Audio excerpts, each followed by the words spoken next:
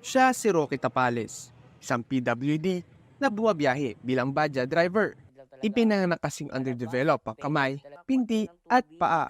Pero hindi ito kailanman naghihadlang para gampanan ang pagiging padre de pamilya sa kanyang asawa at anak. Sa katunayan niya, mula elevator boy hanggang computer technician, pinasok niya na rin noon. Able person nga nahihirapan magbuo ng pamilya, disabled pa kaya mahal ko po yung mag-ina ko, kahit anong trabaho papasukan ko para sa kanila. Hanggang sa mas pinagtuunan niya ang pagiging badya driver dahil sa magandang kita. Pero ngayon, time out muna siya dahil sa problema sa prangkisa ng kanyang motor. Kaya sa konting income na lang sa Facebook muna siya kumukuha ng panggastos. Meron naman tayong kaunti na dumadating din. Maganda sana nakabiyahe ako kasi Sa ngayon, namimigay na lang muna siya ng free ride sa kanyang mga kaibigan at kamag-anak. Minsan, inaabutan din siya ng mga ito ng tip, pandagdag sa pang-araw-araw. Patuloy pa rin daw siyang gagawa ng good deeds dahil alam daw niyang babalik din ito sa kanya. Pero pinaka-target niya ngayon ay makapag-ipon ng 150,000 para maayos ang kanyang prangkisa nang muli siyang makabiyahe. I hope na makabalik po tayo, na magkaroon po tayo ng prangkisa para safe din yung sarili ko, safe din po yung pasahero ko, at wala na pong masabi yung ibang tao. Sabi nga nila, kung ayaw may dahilan, kung gusto palaging merong paraan. Gaya ni Kuya Roque, na gagawin ang lahat para sa kanyang pamilya. Mobile Journal, Ivan Taringki po, hatid ang muka ng balita. Gustuhin natin ang lagay ngayon ni Kuya Roque kasama si Mobile Journal, Ivan Taringki. Ivan, graduate ng computer tech si Kuya Roque, pero mas pinili niyang pumasada ng badya. Actually, Pops J, ano yan eh, may kwento yan. Nung pandemic, simula siya magbiyahe talaga nung kanyang badya nung pandemic kasi nga kailangan nila ng pantransportasyon. Ngayon, dati siyang computer tech, no? Hanggang ngayon naman nagko-computer tech siya. Pero yun nga daw, kwento niya sa akin kasi masyado daw masaya.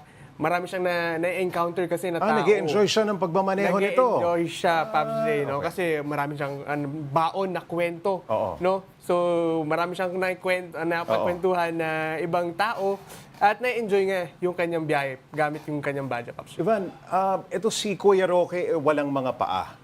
Pero nakita ko dun sa iyong report na I think yung kanang mata niya, parang nakapikit, ano? Oo. Gaano ka-challenging magmaneho ng badya pagka ganito ang lagay mo? Ganito ang sitwasyon. Yun nga, Pops J, no? So, sa kanya naman, nahihirapan siya lalo na pag medyo yung kalsada hindi pantay-pantay. No? Isa kasi yun. Isa pa sa underdeveloped sa kanya is yung right hand niya. No, pinakita niya sa akin kanina yung right hand niya, parang wala siyang knuckles, no? Rekta fingers, tapos parang putol pa.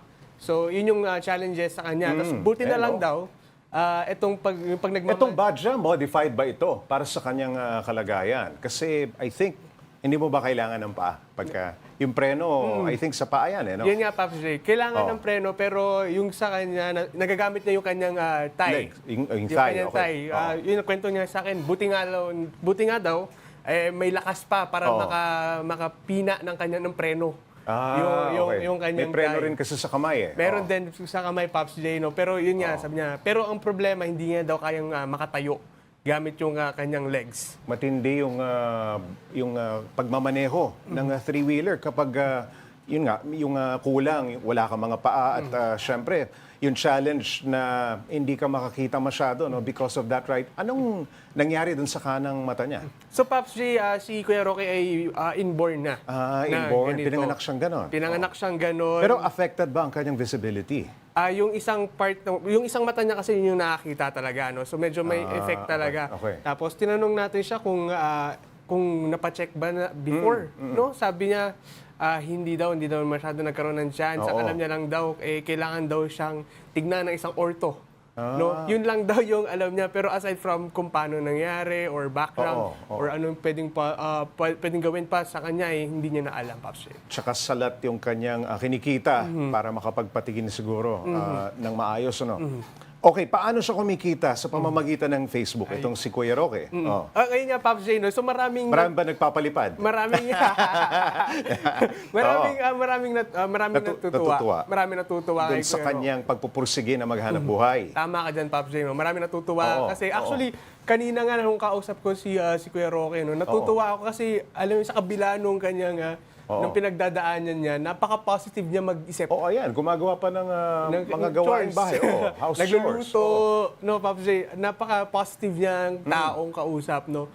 Yun yung parang isang kinatuwaan ng mga tao sa kanya dahil nga Mga netizen. ng mga Oo. netizens, no. Oo. Ang gusto niya talaga kasi is hindi lang maghatid din ng saya, hindi lang maghatid ng tao, Oo, maghatid oo. din ng saya doon. So, parang Magaling, oo. ayun, Pops J, parang nakakatuwa talaga. Kahit ako nahawa ako sa At yung mga pagka-positive. taong nanonood sa Facebook ay nagbibigay ng konting tulong sa kanya. Saka Pops J, ito rin kasi, ina-upload niya rin kasi, Pops J, yung mga videos niya no, na namamasada.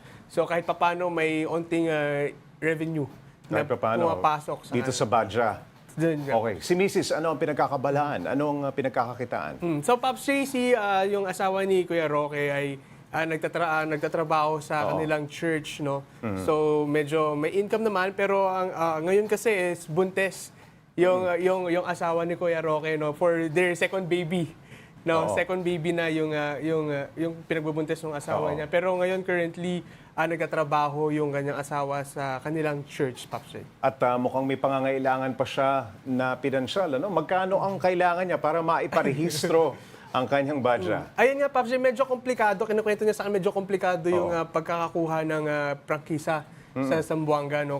Ang kailangan niya actually 150,000 to 200,000. Ah, ganun ba? Oo. Kasama na daw yung motor doon. Prangkisa siguro. Ayun nga, Pops J. So, parang explain niya sa akin, parang dalawang motor Para daw yun. makapagpasada siya. Makamasada siya Okay, ulit. okay. So, yun yung pinag-iipunan niya na hanggang ngayon, sabi niya nga, hindi natin alam, pero baka sa susunod na buwan, sa susunod na linggo. Medyo hapit, ha? Medyo hapit. no? Okay.